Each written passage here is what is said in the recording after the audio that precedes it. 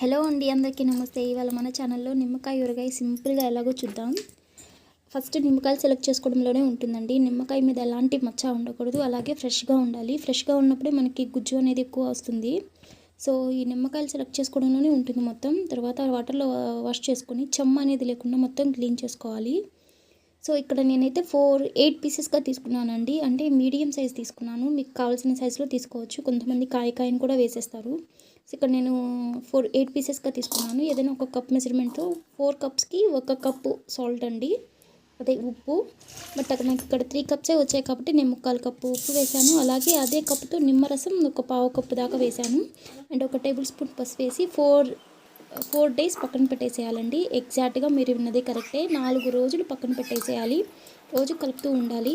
4 days తర్వాత ఒక 2 table spoon కారం వేసుకొని సర్వ్ చేసుకోవడమే. వేడి వేడి అన్నంలో ఉంటుంది. సూపర్ కదా.